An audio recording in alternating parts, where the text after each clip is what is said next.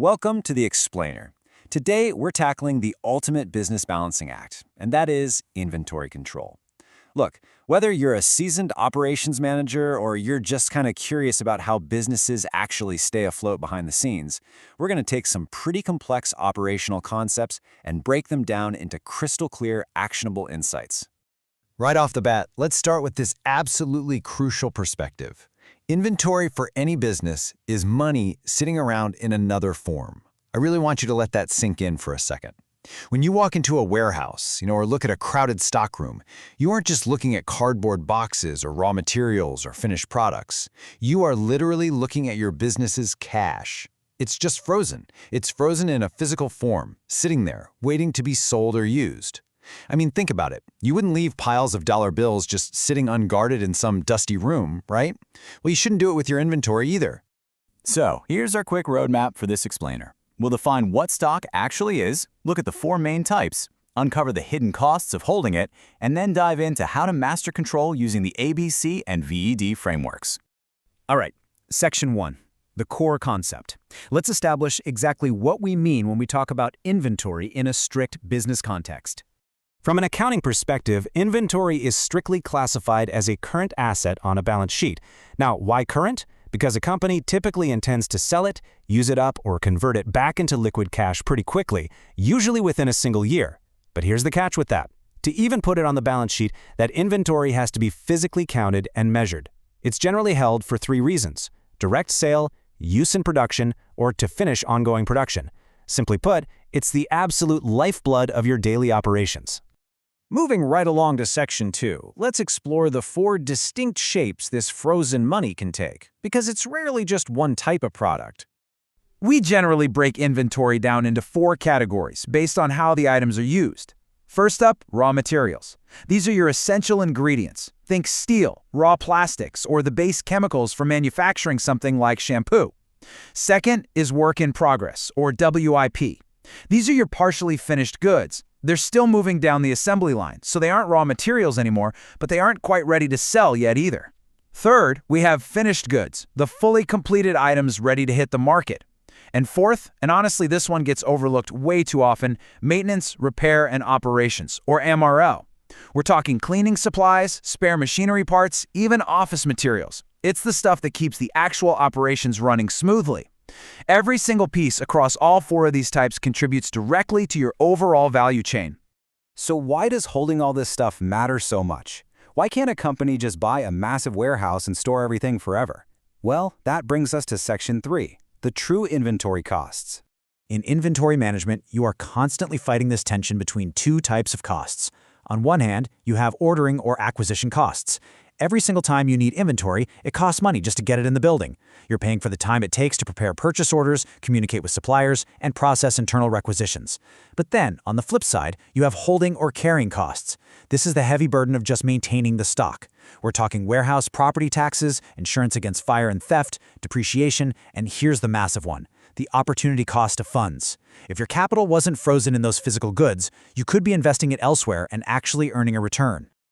So the fundamental rule here is pretty straightforward. Your inventory size and your carrying costs are positively related. They move together. If you decide to hold more stock, your carrying costs are absolutely going to go up. More stock literally means more cash bleeding into storage fees, insurance premiums, and lost investment opportunities. The ultimate goal? Keep those costs down while still keeping your customers perfectly happy. Which brings us right into Section 4. Mastering inventory control and striking that perfect balance. Effective control means strictly regulating what's sitting in your warehouse at any given moment. You have to track stock levels and movement, optimize your physical storage space so you can actually find things quickly, and ensure timely delivery. The sweet spot, the Goldilocks zone of inventory control, is avoiding both overstocking where your cash gets trapped and stockouts where a customer wants to buy but you have absolutely nothing to sell them. You want to stock larger amounts of your popular items and minimal amounts of the low-demand stuff, keeping the total amount of inventory just waiting around to an absolute minimum. But how do you actually do that systematically when you might have thousands of different items? Section 5, applying the ABC system. The ABC framework is honestly brilliant in its simplicity. It categorizes your stock based on monetary value and turnover. Category A items, Those have the highest budgetary impact but typically sell at a lower frequency. Because they're so expensive, you need rigorous, intense control over them. You wouldn't guard paperclips the same way you guard microchips, right? Category C items, on the other hand, have a very low individual value but a super high sales frequency. Since their financial impact is low, they require way less oversight. It's essentially the 80-20 Pareto principle in action. Focus your management energy on controlling those highly valuable A items. To actually pull off an ABC analysis in your own business, you just follow 3 simple steps. Step 1. Figure out the total inventory value for an item by multiplying its price by how much you consume over a certain period. Step 2. Take that big list and rank every single item from the highest total value all the way down to the lowest. And finally, Step 3. Calculate the percentage that each item contributes to your overall inventory value. Do that and your A, B, and C categories will naturally reveal themselves. It is a game changer for optimizing storage and negotiating with suppliers. Okay, so ABC is great for financial value. But what about operational necessity? Let's hit Section 6, prioritizing by operational importance. Now, before we get into VED, I quickly want to mention the FSN system. That stands for fast, slow, and non-moving. FSN is all about consumption speed. You put the fast-moving items right near the loading dock for quick access and shove the non-moving items out of the way. It's a great physical organization tool. But let's look closer at the VED system: vital, essential, and desirable. VED analysis asks a terrifying question: what happens to the business if we run out of this item? Think about a hospital. Vital items are things that, if missing, halt operations entirely. Life-saving drugs. You absolutely must have airtight control over those. Essential items, like bandages or gloves, won't stop the hospital, but running out causes massive delays. And desirable items? Extra fluffy pillows. Good to have, but running out won't impact the core mission of saving lives.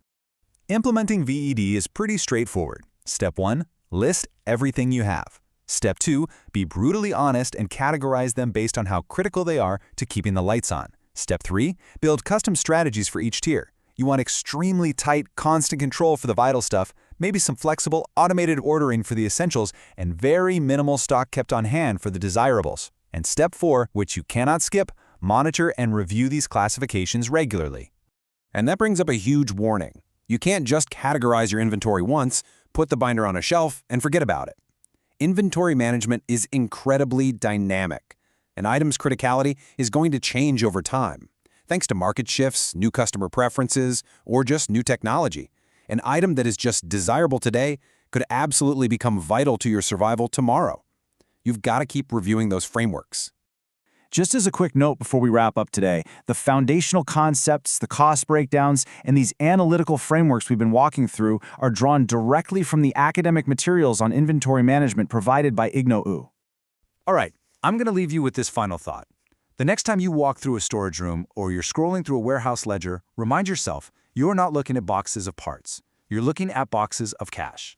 Ask yourself, is that frozen money truly working for your business, or is it just sitting there, gathering dust, and spoiling your bottom line? Thank you so much for joining me for this explainer. And seriously, go apply the ABC, FSN, or VED frameworks to your own operations today.